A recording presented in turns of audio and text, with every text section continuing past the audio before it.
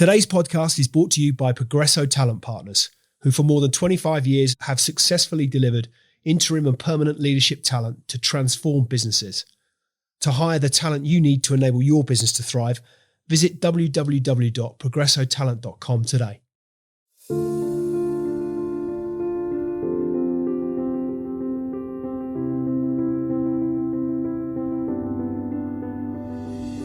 Some stories are told for inspiration, some for entertainment, but a very few, become instruction manuals for the next generation. Today's conversation is one of those.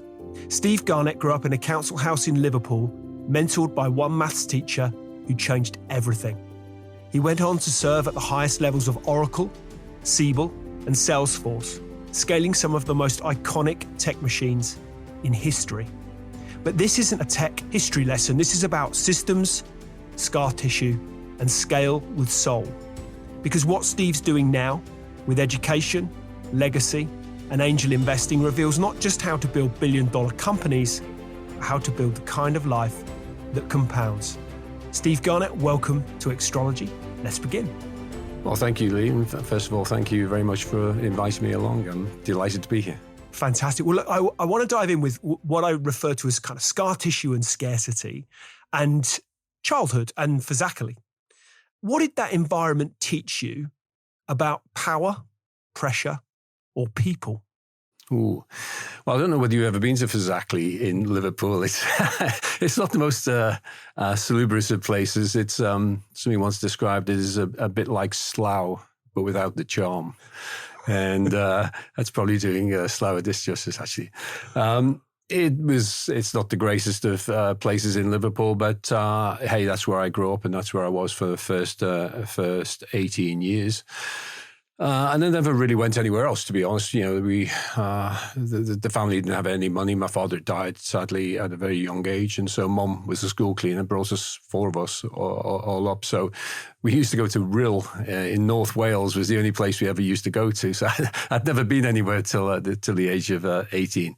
But I guess growing up in a fairly tough part of Liverpool, and being a ginger as well didn't help.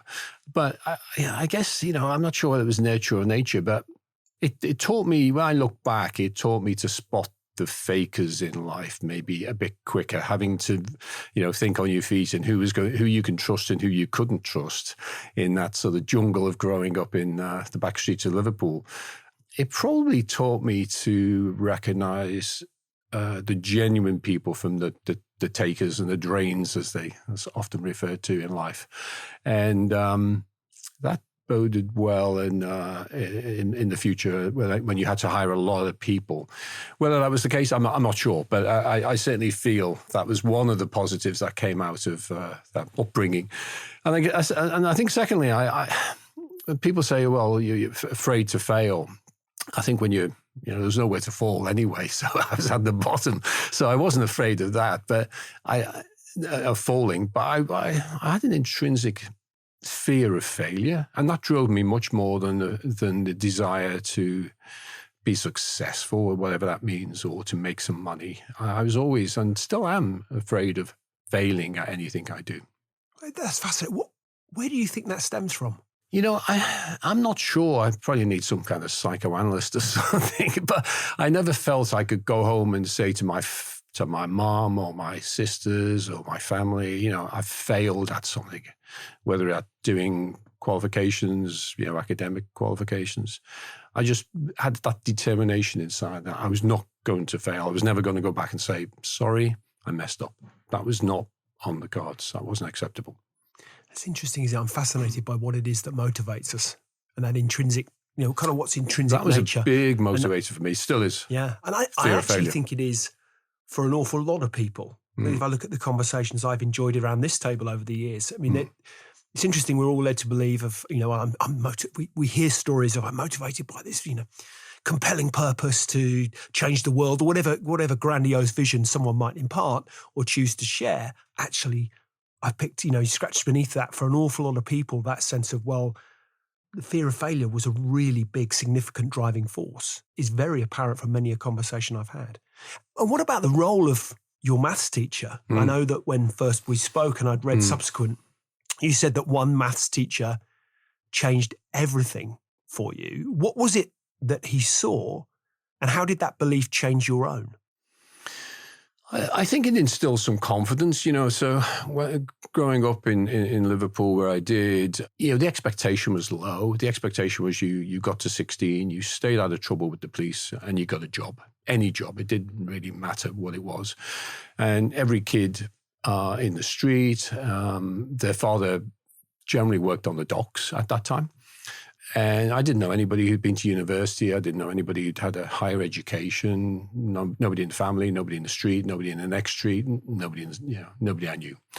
And I thought university was you're a bit younger than me, quite a bit younger than me. So I don't know if you remember Bamber Gascoigne and University Challenge. We were actually very similar vintage. Yeah. But my recollection of university was Bamber Gascoigne asking people questions, and they'd be able to answer the university students be able to answer the question even before he got half the question out, and it'd be on history and Greek mythology and Shakespeare. I knew nothing about any of those subjects, right? We didn't have any real reading material at home. Liverpool Echo was about all we had in the house. No books, nothing. So my broader education wasn't particularly good, and as I say, I thought university was for posh kids.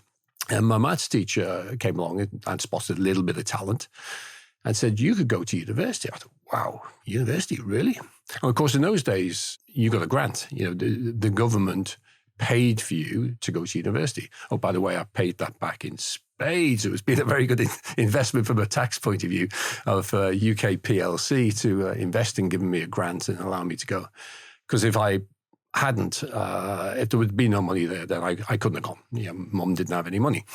So the maths teacher said to me, you could go to university. And I said, well, isn't it full of, people who can recite Shakespeare and talk about ancient history and, geography and economics. And I know nothing about these subjects. He said, no, it's not true. And so he gave me that, I guess to answer your question in a nutshell, he gave me the confidence that actually I could go to university, which was just revolutionary for me. And had numbers come quite, I'm guessing, but nonetheless ought not to make any assumption that numbers had come quite naturally to you at a relatively young age? I think so. I was good at numbers. I'm terrible at English, by the way. You've probably seen some of my emails, But numbers came easy, and maths, that logical process you go through in mathematics where you take complexity and you reduce it line by line by line, and out comes the answer X equals 27 or whatever. I thought it was pretty cool. And I enjoyed doing that stuff. And I found I had a little bit of ability at doing it, and I got a maths degree. I decided to leave Liverpool because I'd never been anywhere outside of Rill. So I sort of drew a circle around Liverpool. So I need to go 200 miles away at minimum to escape. And I ended up going to Cardiff because they did a mathematics and its applications. I was interested in applying maths to problems, to engineering problems, to physics, to whatever it may be. And so I went to Cardiff and did a maths degree. And where had that interest stem from, do you think? That you mentioned your point around physics and engineering and the application of mathematical principles. Had you a sense of where that had stemmed from? Not really. I think doing maths, I did pure and applied maths, and applied maths was always interesting to me. You were taking mathematics and working out projectiles and things of that nature. I found it fascinating that you could work out how a rocket could escape the Earth's atmosphere by mathematics. It wasn't sort of by chance or experiment. You could work out the maths to show how something would behave in nature and make predictions about it, whether that be engineering or physics or whatever. So that sort of fascinated me. And so that's what I did. I wasn't particularly interested in the pure mathematics as it was. And so that's why I did maths and its applications.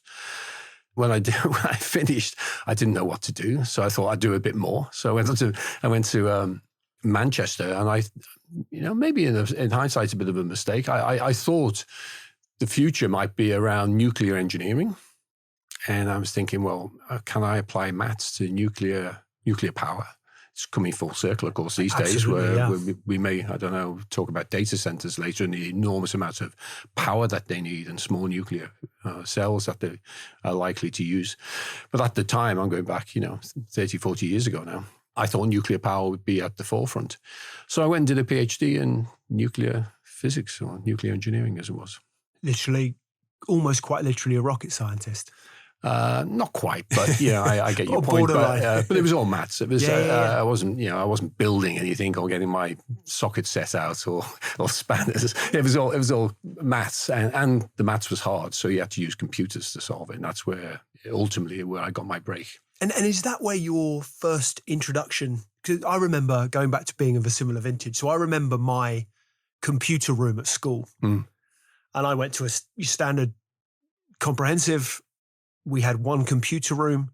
We had 4 BBC B computers, I think, is how I remember it. And I grew up in an era of, my pals having ZX Spectrum, ZX81, I think the first one, Commodore 32s, and then Commodore 64s if your parents had a few quid extra more. But it was, and programming was basic. I mean, that was how life was, early 80s for me. Yeah. But your first exposure or experience of computers as they would have been, where did that stem from? Well, in those days, we used to do punch cards, would you believe? It seems like such an age ago.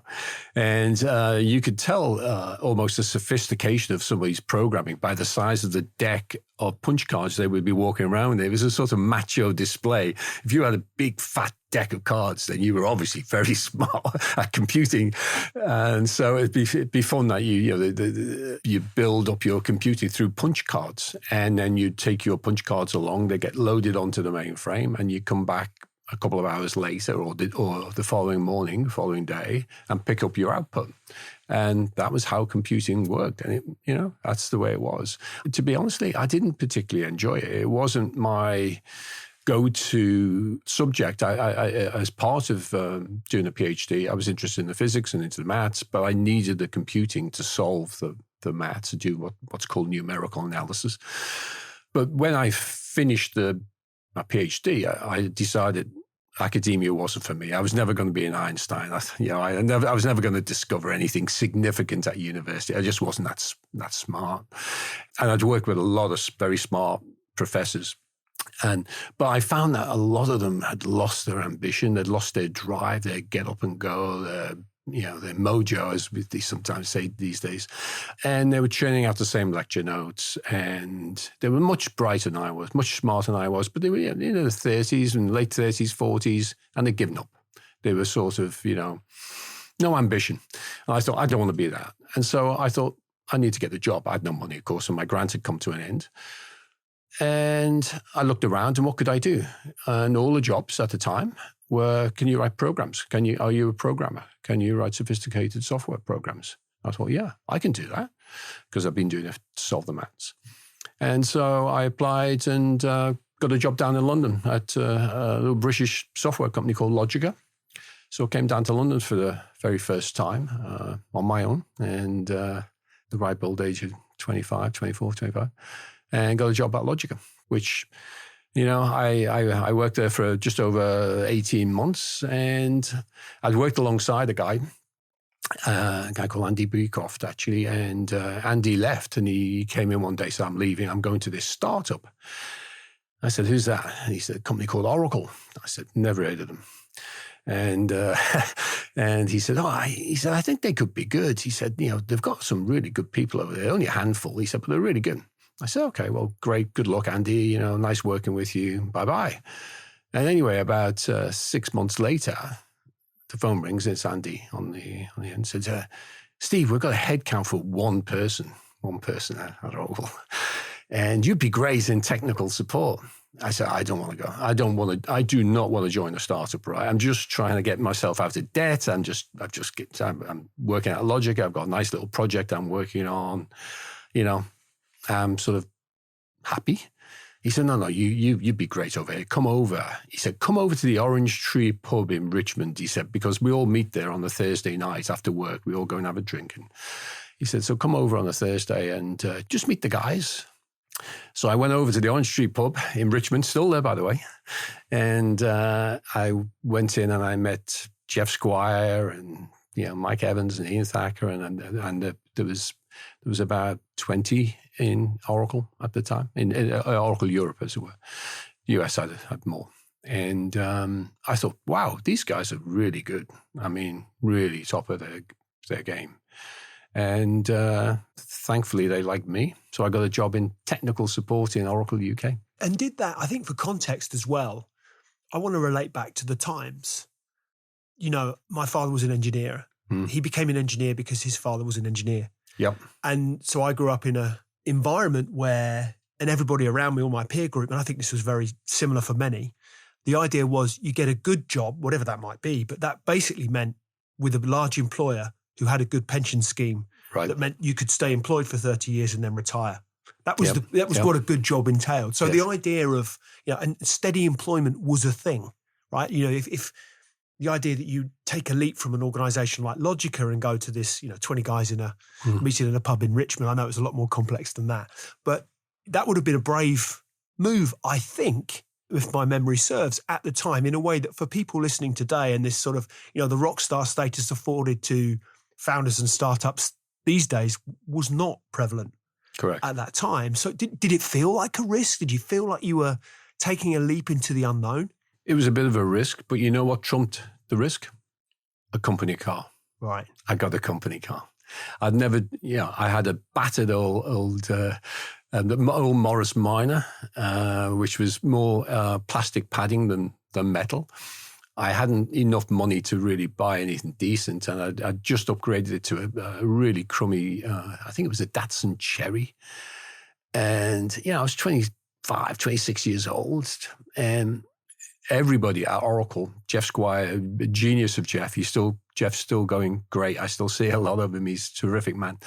Jeff had decided, and with Larry Ellison's, obviously, approval, that one of the perks we would get to hire the best we'd give everybody a brand new company car. And I got a black Opel Manta. Wow. And I was like, wow, who cares about pensions, right? I'm 26 years old. 26-year-old. Yeah, I've got a brand new black Opel Manta. And I was chuffed as you can be. And that trumped everything else. I got a good salary as well. The salary was competitive, and I thought the people were amazing. I thought I can learn something here. And the growth journey, it's well documented, but never easy. But the growth journey that Oracle enjoyed, and indeed other organisations will come on to in due course, that you've been part of, an integral part of. What's the hidden cost of that hypergrowth, if you like, that no one talks about? Do you think? There's certainly a cost there because maybe we'll come on and discuss it. The drumbeat which comes from the CEO, I've never seen in a British company. Now, I may be doing a disservice to some companies, but the speed and the drumbeat that Ellison set, that Benioff and Siebel was intense. So failure was not an option, Poor performers were not tolerated. I don't mean a hire and fire company. Obviously, that doesn't. We might come on and talk about one of them was a hire and fire company, but that excellence that you have to perform, and no excuses, no whys, ifs, buts. You have to make things happen, and I loved that culture. I thought it was great, and if there was poor performers, they were moved out. So the teams were pretty much always high performance teams. And poor performers were moved out. I think one of the things we don't do particularly well in a lot of companies I see is, you have a poor performer in your team, and obviously you should be compassionate about it. But you say, okay, Joe isn't working very well in my team. I know. Let's move him into marketing. Or let's move him into, business development or some other part of the company. No. He's not going to be successful here. It's not right for him to stay in the company. He's not going to be well regarded. He should leave with compassion, but he should leave. And that was the culture of Oracle. You want high performance teams, and you had to be, Ellison was there to be number one in the emerging market of relational databases. I think he had an intrinsic belief, and which is true, by the way, that the number one, when there's an emerging market, generally will take 50% market share. The number two, when it all settles down, the number two will take 20% market share. And then everybody else fights for single digit. There was no way he was going to be in the single digit or the 20% mark. We're going to be number one. Going back to your earlier comment around fear of failure, yeah, there was no sense of that hadn't emerged, that you're surrounded by, to your point, high performers. It sounds from what you're describing that environment lifted you. You felt, I'm trying to searching for the question I want to ask, which is around this. That fear of failure didn't crush you in that environment, I guess, is the bit I'm keen to understand. If anything, I suspect it was still there as an intrinsic underlying motivator, but there was still this sense of being lifted by those around you and what you could achieve. That's true. But I worked hard. Yeah. I'd go in on a Sunday because I wanted to be ahead of everybody on the Monday morning, so I'd work 6 days a week. I would always have Saturday off. I mean, we might get to it. I'm a Liverpool supporter. I like the football. I like my Saturday afternoons, seeing what's going on. So I'd always have pretty much always have Saturday off. Sunday was back to work. I'd be in, I'd go into the office at 10 o'clock on a Sunday morning and I'd work through till 4 or 5. And then on Monday, I was ahead of it. I was ahead of what was on for the week. And that was my world for many years, Oracle. I've heard you talk of corporate cholesterol, which is jumping ahead a little bit. But when do you think that operational excellence starts to become operational drag? And how do you kill it before it calcifies? It's a great question, actually. And I often refer to it as corporate cholesterol, and it drives me mad when I see companies do that.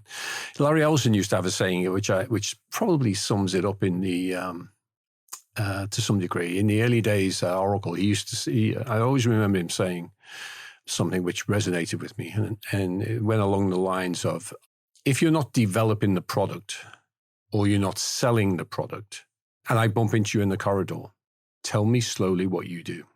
And he was very precise about, we build product and we sell it. Anything else, we don't need accountants, we don't need HR, we don't need business development people, we don't need marketing, we don't need anybody if we don't build product and we don't sell it. And sometimes that corporate cholesterol comes around, the other components filling out to such a degree they create internal work. It's a bit of a European disease that I refer to it as a disease, that there's a lack of pride in saying you're a professional salesperson. I'll give you an example. It's a sweeping statement, but if you go to America typically and you say, I'm a sales professional, generally the answer the response you'll get from somebody at a cocktail party, a dinner party, whatever, is, wow, really? Tell me what your product does. Maybe it could be of use to myself or to my business, right? The converse is if you say to somebody, I'm a sales guy, I'm a sales professional, it's like, whoa, I don't want to talk to you. There's a sort of stigma around, a negative stigma around selling. It's almost that sense. So you're saying something here I've literally repeated over and countless times. I'm sat here smiling because I recognize, it's almost watch somebody's body language shift if you tell them you work in, even the concept of a sales professional. Yeah. In the UK is almost in itself a juxtaposition. Absolutely. Whereas you tell someone you're a medical professional, for example. Well, of course you're a medical professional. Why wouldn't you? You get respect for salesman. I agree. Why do you think that is? I don't know, and I don't know why it's the difference in America is so different to in Europe, but in the States, I think it's back to that comment I made about Ellison. You can have the best product in the world. Who cares? So what? If it's not sold and you don't get revenue through the door to improve the product and build the next generation and the next version or the next iteration of the product and keep it current and keep it ahead of the competition, then you'll fail. And the number of small startups I see who come to me and they tell me how polished this product is and the technology is amazing. And you say, great. And they say, we've got these great 10 engineers. Fantastic. That's one side of the equation. How are you taking this to market? Oh, we haven't figured that out yet. It's like, to me, it's like akin to sort of say, I've got this great sales team, but we haven't built a product yet. Well, what are they going to do? You need both. And when you get both, then you can really really do well. And one of the things that Oracle, Siebel, and Salesforce did, all those three self-made billionaires, the Allisons, the Siebels, and the Benioffs, they recognize that you've got to build a great product. Of course, poor product ain't going to hack it, but you've got to have a great sales team. And if you haven't figured that second part out, then you're going nowhere. I've drifted off the corporate cholesterol a little bit, but I think it's a really important point. But when you start creating some of the internal, we're hiring people who are not measured on sales or not measured on getting product out the door. I'm a great hater of MBOs, so every management by objectives. So everyone puts their hand up and says, I've hit all my 100%, so I should get my bonus. So everyone gets their bonus, but you've missed your revenue targets and you've made no profit. I mean, hello, how does that work? So to me, more people measured on sales in terms of how do we get our customers, how do we find customers, how do we sell our product and then make them happy so they buy. Because successful customers will probably hopefully come to talking about customers at some stage. Successful customers do three things for you. They buy more from you. They recommend you to their friends, family, and colleagues. And if they change jobs, they buy from you again. And so going out winning customers and making them successful is a fundamental part of successful business in my book. And I think you make a really fascinating. I want to bring it back to sales because I feel strongly about it, as I sense you do too. There is, to your point, you need both product sales, but there is not an organization that can survive without sales. Correct. I mean, to your point, no sales, you don't need any accountants, you don't need any engineers, you don't need any HR people, you don't need anybody. No facilities people, nothing. You don't need, because you're making no sales. It strikes me as why we have that. It's interesting, as I want to explore this a bit further, as to the broader kind of Europe versus US landscape around business success. And actually there's a lot of talk of late. There's much rhetoric around the distinction between the two. And this it feels like the European landscape from a startup perspective, from an investment perspective, there appears to be a corporate cholesterol jamming up the system, but we don't appear to be able to unlock and unleash the huge kind of leviathans and success stories that they are able to continually produce the other side of the pond. And I wonder what the answer is there. Maybe I can throw a bit of light on it. Having run Europe for, I didn't run Europe for Oracle, but I sat on the European exec team, but I ran Europe for Siebel and also for Salesforce for many, many years. And of course, the Americans would say, why isn't Europe producing more than, and I was on the receiving end of that question many times. I think there's some fundamental differences, in the US, apart from the sales culture that we just touched on. You've got one market, one language, one set of legal rules to abide by.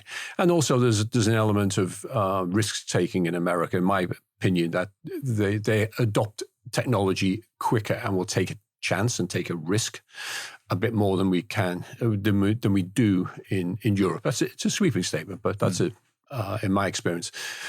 The second factor is running Europe.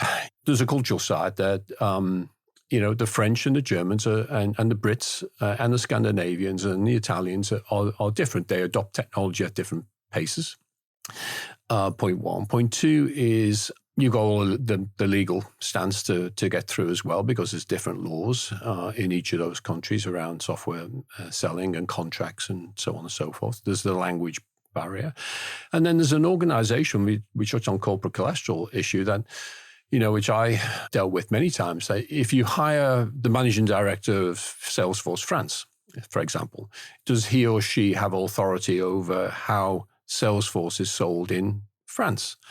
And what you don't want is, because you want to move fast, right? The whole idea of competing is you've got to move fast if you want to be that number one. And the drumbeat is really, really important. If you then have to go negotiate with the managing director of France or Germany or the UK to say, well, actually, we don't want to roll out the latest release because we're French and we're different, or we're German and we're different, or we're British and we're different, that can't happen. Because you'll slow down the pace of product launches, releases, upgrades, and all those great things that you have to do in software anyway. So if the local managing director hasn't got that authority, what do? Basically, they're sales managers. They go out and sell. And because you want the marketing teams to report to one centralized marketing, you want the development teams to be in one centralized thing because it improves speed of execution. And so you have to then find people who haven't got the big egos who want to run these things, but accept, you can give them the title by all means, but you have to accept that they can't interfere with too much with marketing or sale. With sales they can, but marketing, development, HR processes and all that sort of stuff, you've got to get them out the way to move faster. And Europe is just, is slower at doing that. Do you think as well that I'm not suggesting that for 1 minute there aren't pockets of Europe, certainly the UK and indeed Europe, that there aren't significant challenges for people economically, societally, but we do have a degree of comfort afforded us that I think makes risk-taking. There's an aversion to risk-taking as a consequence of trying to disrupt the status quo. There's a comfort factor that we go, well, I want to take the risk, but I kind of like what I've got, so therefore I'm less likely. But whereas in the US that doesn't appear. They've said the same degree of comfort in many and same problems. Yeah, but there doesn't appear to be that same. I think you're right. I think there's an element attitude of culturally, perhaps. Again, maybe a bit as we touched on with the attitude towards selling. I think again, my experience of being in the US is often people were very open about it. I've tried a couple of startups and I've failed. Yeah, and that's okay. Yeah, at least you tried. That would be there's almost a badge of honor. Absolutely, it's a badge of honor. You've had a go. Yeah, absolutely. Whereas again, I think there's an element of you failed. That's not very good. I don't know if it's uniquely British, but we could bring it back to sport. I think of similarly of a huge football fan. I think of the players through my life who've been built up as the superstar. But when we think, they might just be getting ideas above their station, we need to find a way to pull them down a peg or two. And then the stories on the back pages start to talk about the fact that they were in this nightclub or you were seen doing this or that. Probably less evident now because I think generally the players are a lot better managed in that respect now than ever they were. But it's that tall poppy syndrome. We kind of love that a little bit I think we do generally in Europe. It's a European thing. We like people to succeed, but not too much. Yeah. Maybe. Yeah, you might be right. I think there's also an element. SAP is probably one of the companies that broke out from Europe. They're a German company, but I think most Americans think they're an American company. Actually, their origins were German. But there's not too many big Goliaths, And there's no Oracles, there's no Salesforces, there's no Microsofts, there's no Googles, there's no OpenAI here. And I think where we have had success, people tend to sell out earlier. I mean, Ellison didn't care about money long time ago, right? And money's irrelevant. It's about his legacy. Same with Benioff, same with Siebel. It was about what they were. Obviously, in the early days, money was important, but it quickly becomes irrelevant, and then it's about building something that they are super, super proud of. Mm-hmm. And I saw that with all three of those individuals. If you talk about, those three, you've played significant roles in billion-dollar machines that they have become, and an integral part in realizing that sort of outcome. What was the first system you always looked to build? Not headcount or process, but system. I think the company that got that right was, most of all, was Salesforce. And I think Benioff, as leaders go, was, Ellison is a force of nature, right? And I think we were discussing before we went on air that I think he made 100 billion last week or the week before. That's billion with a B overnight because of his share in Oracle. And, one of the things he doesn't get credit for was, I'll come back to your question, but one of the things he doesn't get credit for, which is why we're on the subject of Larry Ellison, is probably a bit like Musk, actually. As good as he is, he hired great people, and Musk must, I've running 6 or 7 multi-billion-dollar company. As good as he is, he's not that good. He must be an amazing hire of individuals. And Ellison was the same. Oh, by the way, I'm not talking about myself. I'm talking about the Benioffs and the Siebels all came from the school of Larry Ellison, the Jeff Squires, the Craig Ramseys, Conways, and all the people who went on to basically run Silicon Valley were all hired in the early days by Larry Ellison. But coming back to your systems, the people who got it most right was Mark Benioff, I think, and he built customer success as a core value. And so all the systems were obviously CRM, customer relationship management systems, were around tracking your customers, making sure that they were happy, making sure that you looked after them. And it's interesting. Sometimes your values get challenged. Sometimes your values get challenged. But if you've got customer success as a core value, then if you're going off to do a sales call and you get a call from a customer who's struggling, you drop the sales call and go and do the customer success. And nobody would ever criticize you inside of the company because that's your core value. I'll give you an example, actually. We it must have been, let me think, 2006, something like that. We had at Salesforce, so we were competing with Oracle, with their applications division. We were competing with Siebel and several others. And we had a problem with the Oracle database was crashing on us. So our customers, because it was a cloud computing application, if it went down, it's a bit like the electricity supply. If it goes down for everybody. So all of our customer systems went down. And of course, our competitors had proxy servers checking to say, Salesforce is down again, the system's down again, this cloud computing stuff doesn't work and it's no good, and Salesforce is no good. And we convened a sort of Cobra meeting, as it were, at the time, and Benioff and a gang of us, the exec team, all sat around the table and thinking, what are we going to do? It's been up and down like a yo-yo, this is not good.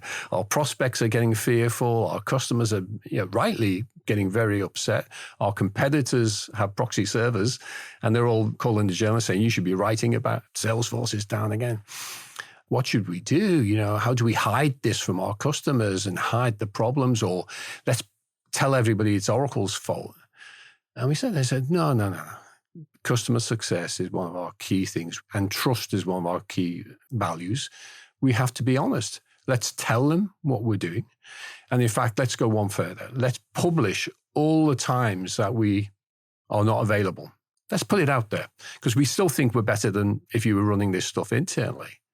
And so we started to publish it, still going today on trust.salesforce.com. Where we have like a dashboard of where queries are running slow, the amber, or if it's gone down with a red, or if it's all gold green lights. Fantastic. So we started publishing all of our errors to our customers. The customers loved it. Said, yeah, you're not perfect, but you're better than what we'd be doing internally. And oh, by the way, Oracle, Siebel, competitors, where's your I was just going to, how did the market react to that? Because at the time, that would have been revolutionary. Yeah, it was pretty unusual to publish your... It was counterintuitive, and then subsequently... it's like publishing, laundering your dirty washing in public, and it was counterintuitive, and we decided, we'll do it. And of course, your competitors and everybody can pick that data up. It's not, it wasn't hidden from anybody. And what happened was the market started turning to our competitors and saying, well, what's your stats? Where's your stats? And they said, well, we don't publish that. Salesforce did, at least. And, people accept that you're not perfect. They accept that you make errors. But that's okay if you're honest and you trust them. So I think, coming full circle, I think building systems around your customers and building values inside of your company. And Benioff was and Salesforce were terrific at building what are the 4 or 5 values that we have. Trust was always one. Customer success was one. Growth, of course, because we all wanted to build something that had a lasting legacy. And, maybe something that we'll touch on downstream, philanthropy, which is, we always felt that we're very, very lucky in the computing industry. We've all got nice jobs. We're all pretty well educated. We all make decent salaries. What about other people who are in society who are less fortunate? Could we help them a little bit? Ellison, Siebel, Benioff, we've mentioned all 3 wildly different leaders. What did each teach you about pressure, power, and scale? Oh, well, there was pressure from all of them. Back to the sales side, all 3 were driven. All three wanted to be number one in their space.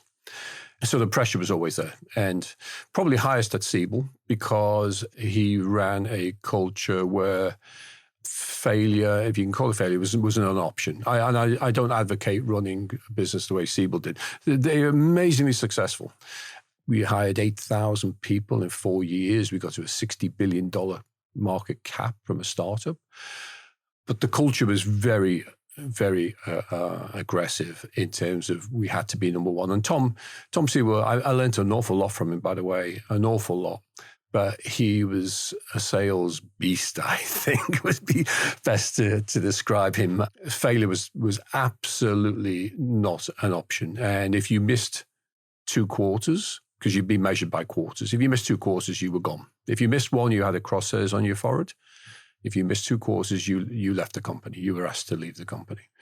And so you can imagine that created a very, almost toxic culture. It's not sustainable. When things are going really well and you're being super successful, it's tolerable. But when it starts to come off, I think it's not a sustainable culture.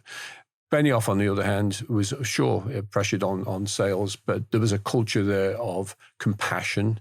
Certainly, I'm not talking about compassion with keeping poor performers. Poor performers had to go in all companies. And as I said earlier, it's something we probably don't do very well here. You hire people, but pushing poor performers out. I'll give you an example on Siebel. At Siebel, I was running the European business, and Tom would come along and say, you need to get rid of 5% of your team. And you'd say, well, I think my team's pretty good. And he said, no, you've got a normal distribution. You've got some excellent people. Hopefully the majority are very good, but you'll have 5% of your team who are poor performers. You keep the headcount, but go fire the 5%. And it wasn't just me, by the way. This would be the head of Americas, the head of development. So on a regular basis, we had to go and root out 5% of your team and fire them and replace them with somebody better.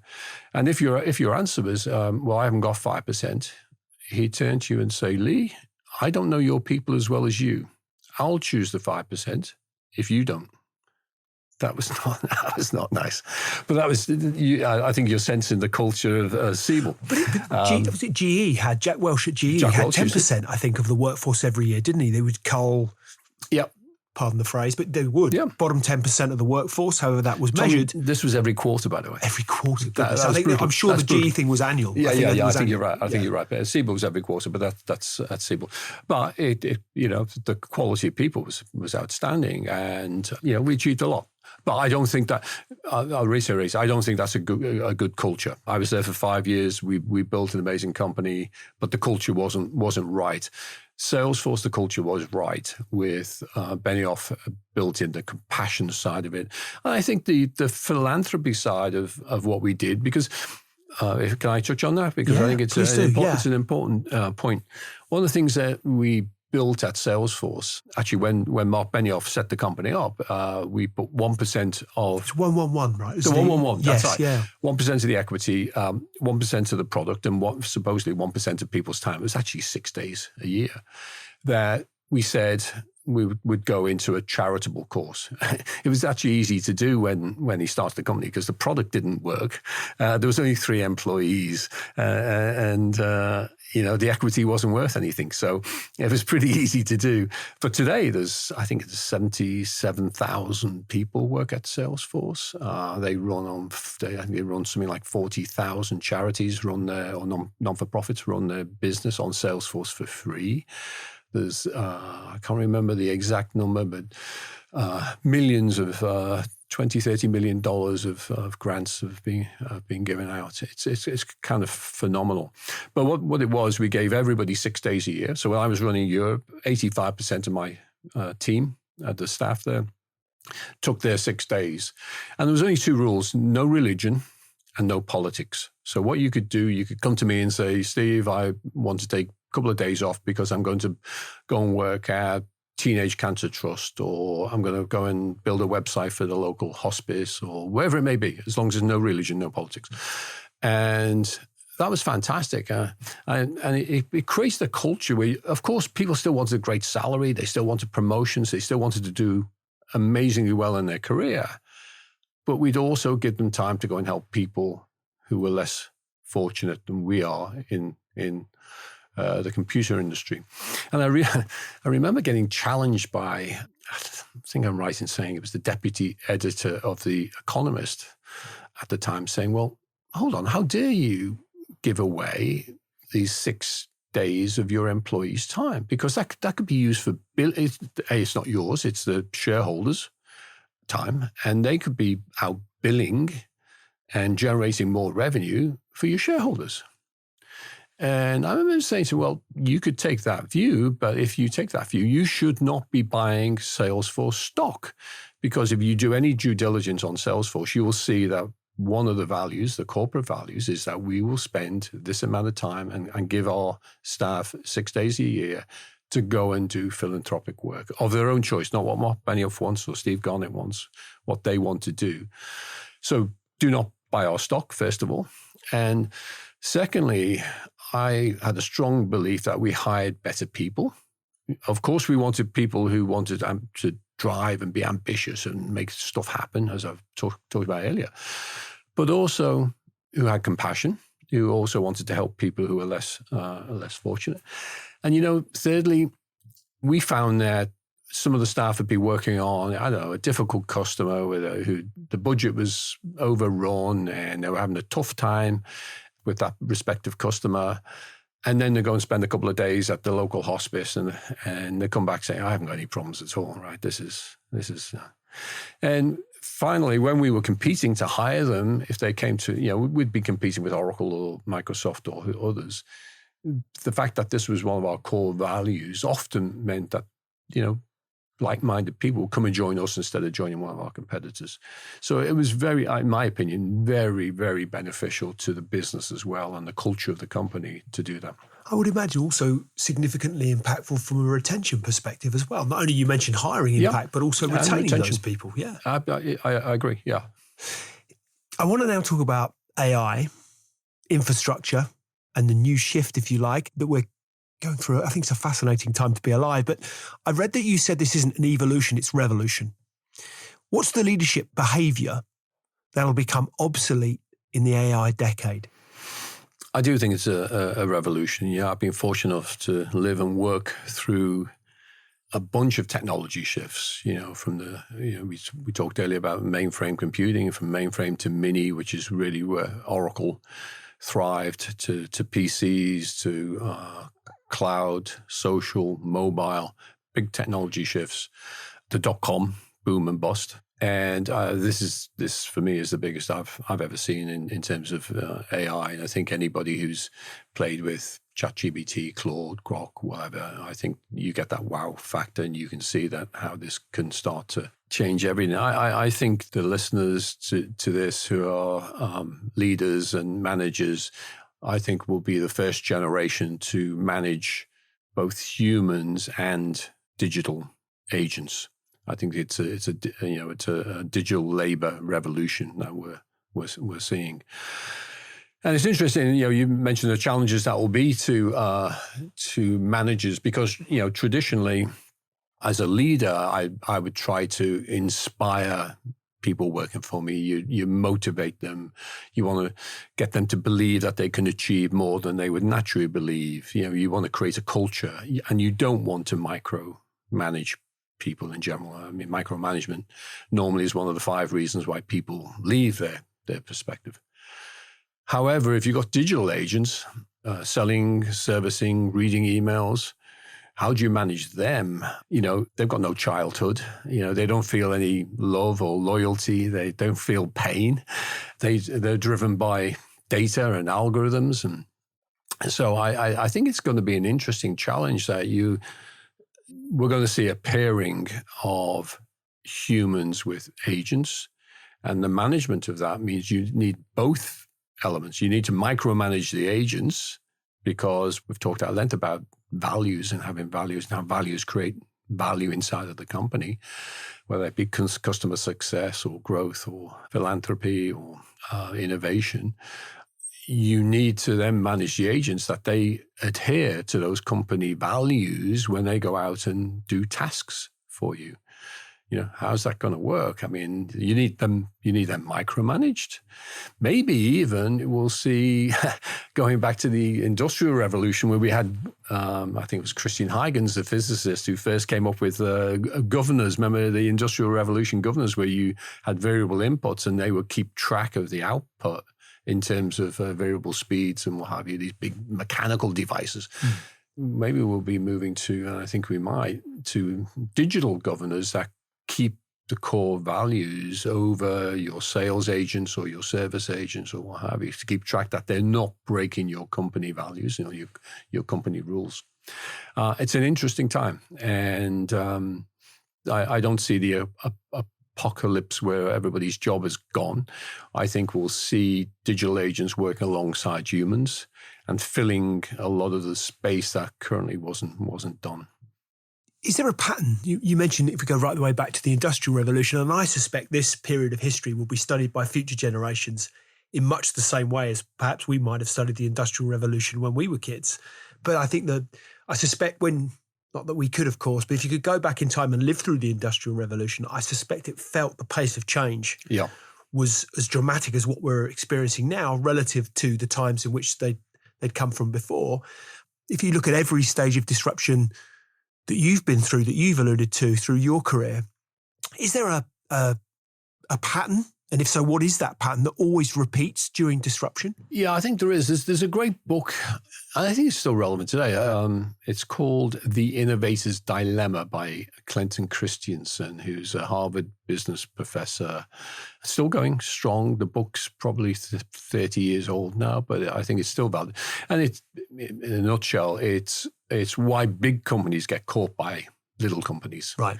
And whenever there's a shift in technology, why is it that the guy or the company that's super successful in that space ends up getting caught by people that should never have happened? When you look back, you say, how did you miss that? Whether it's the IBM's being caught up by the whole shift to digital and to mini computers and PCs, and from Kodak missing the digital photography or Nokia, and on and on. There's, and it goes through that. And often they're sitting on their cash cow and their resistance to change when things happen. And I think, so that's often number one. And secondly, when I think internally with companies, when they see that, it's normally they're slow to adopt. They don't believe it. They don't believe this is a real shift. They don't believe it's true. And they're resistant to change. They want next year to be a delta on this year. They don't really want to go through the hassle and the change and the uprooting of everything. So they resist and resist and resist, and it's too late. And I think one of the best practices I think are out there with AI is the CEO should be This is most technology. We've gone through 4 generations, 40 years of technology. It's mostly been bottom up, with CRM systems, general ledger, accounts payable, inventory systems, manufacturing systems. They're generally bottom up. Okay, the CEO may sign it off. This is different. This is top down. And the best practices, I think, are the CEO has to pull out change agents, maybe the best guy or girl in sales or marketing, maybe, and HR and finance, to form those change agents as a committee to go through and look at business processes that need to be ripped apart by AI. And one I saw recently in a pharmaceutical company I thought was excellent, where the CEO is chairing that committee. They're going through they're going through marketing to say, what do we rip apart in marketing to use AI? And there's no sacred cows. And budgets aren't going to get in the way because the CEO is chairing the committee. And if the answer is there's nothing to change, they dive deeper. And he was making the point, which I thought was excellent, that there's a lot of fear of people losing their jobs, because you sit alongside this agent, maybe, and then start, is the agent going to take over the rest of my job? And he was making the point, which I thought was very valid, that the The only people who are going to lose their jobs are the people who refuse to use AI. And I think that's a very strong message. If you embrace it and improve your productivity because of it, fantastic. If you resist it, you're going to be on that performer list that's looking to exit. Let's talk about legacy, and in particular your legacy, which I want is one that I think truly compounds. I want to surmise it as you've strikes me you've chosen maths, Liverpool, and education. There's a bit more to it than that. We'll dig into it, but you could have chosen anything. So what is it that you are actually trying to build with the Garnett Academy? Well, why did I choose maths, Liverpool? Despite my disparaging comments on Liverpool early on, I still go up there a lot. I still got a bunch of ex-school friends who I love to bits. I still go see them, go and have a pint up there. I'm a Red, so I go and see the team play as often as I can. So I still love Liverpool. I always have, always will. Why maths? Well, as we touched on earlier, it was personally my big break. And I think when you look at what we've just discussed on AI, if you strip it back, it's all maths. It's all linear algebra, differential geometry, calculus. It's all maths. Is the underpinning of how AI comes up. We just see the output, but if you drill beneath the surface, it's all maths. And the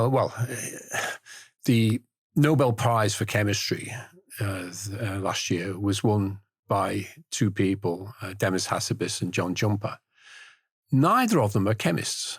I mean, explain that to me. How can you win the Nobel Prize for Chemistry when you know the chemist? That's the first time ever. What are they? The AI guys, right? So and AI is all maths. So I felt, given my connection, my own story, it was something I'm personally passionate about. And I think that's important. And I try to get involved as much as I can. Because one of the things, mistakes in philanthropy are, I think, personally, is people write a check and they wipe their conscience clean. I've written my check out to, well, nobody writes checks anymore, right, of course. But I sent my donation to Teenage Cancer Trust or whatever it may be, or the local hospice or whatever their particular passion is. And then their conscience is wiped clean. I think that's a bit of a cop-out. I think, obviously it's good. I'm not being negative here. So I wanted to do that, but I also wanted to get involved. And so I go and see the headmaster up there quite a lot. I sit in on some of the classes. I listen to some of the kids or the young people there. They're in there's like a sixth form college, 16, 17, 18, going off to university. Try and help where I can. Try and make some connections for them if I can. So I like to try and get involved as well. Which is what is going to be my next question was literally, what's the mistake most philanthropists make when they try to build legacy? But to your point, I think it's not getting involved. That sense of you not getting involved, and actually it isn't, whilst clearly funding is an integral part of it, it's a critical part of it, but actually there's so much you can add. It goes back to, I'll give the credit to Mark Benioff, actually. I mean, when I eventually left Salesforce after, I said I'd originally do 4 or 5 years for him, and I think it was 13 or 14 years. He said to me, don't go, just do stuff. I said, I can't do that. I said, I want to go off and do some of my things I want to do. So I can't drift off for 3 weeks and then come back into the office and sort of say, hey guys, let's pick up where we left off. That doesn't work. And he said to me, it doesn't matter. It doesn't matter to me. Just stay. And I said, well, it matters to me because it's not professional, to do that. I said, so I have to leave. And he said to me, I remember saying to me, you can check out, but you can never leave.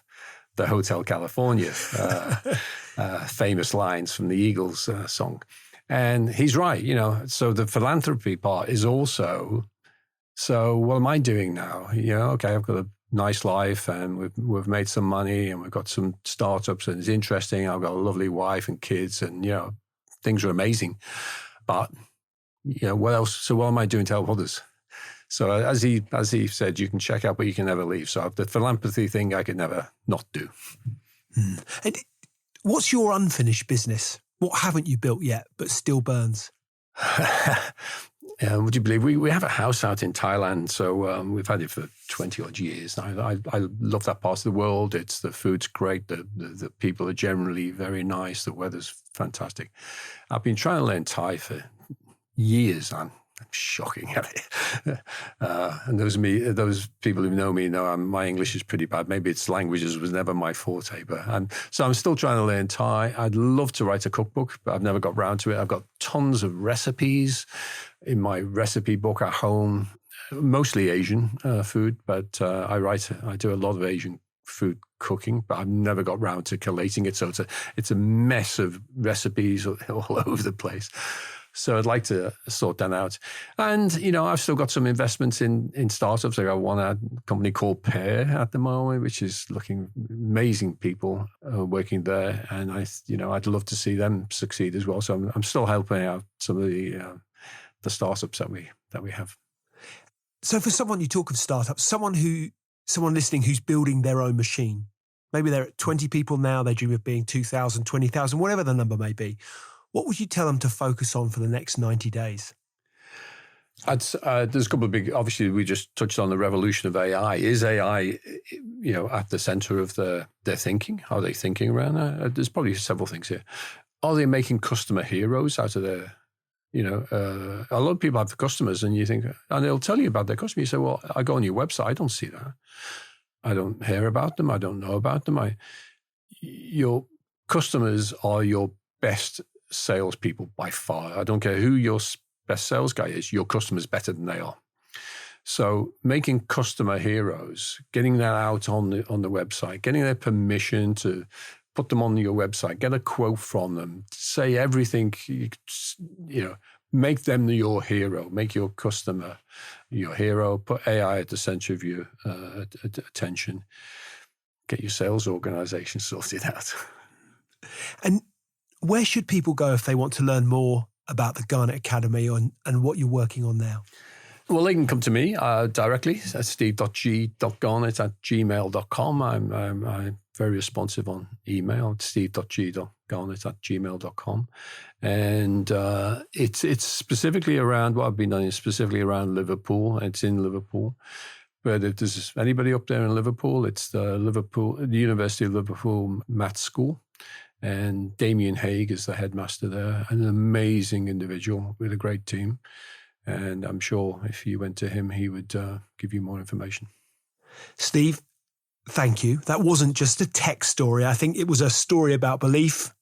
It's a story about systems. And it's a story about what happens when you take Silicon Valley scale and layer it with real values. So thank you for the scars. For the lessons, the systems and the soul, I think is what strikes me. I have a feeling this one won't be just played, it'll be studied. So I really appreciate you taking the time out to share some of your experiences and your views and your values with us. It's been invaluable and it's been a pleasure. Well, thank you, Lee. Thank you. I've been delighted to be here. So thank you for inviting me. Thank you. Hey listeners, thank you for your audience and ears. If you've enjoyed what you've heard today, don't forget to leave us a review. It's a great way to help others discover this wonderful community of extraordinary people just like you. You can also find more great content at extrology.com, and of course you can keep up to date with all things Extrology on the socials. And don't forget to hit that subscribe button wherever you listen to your podcast. We look forward to welcoming you back next time.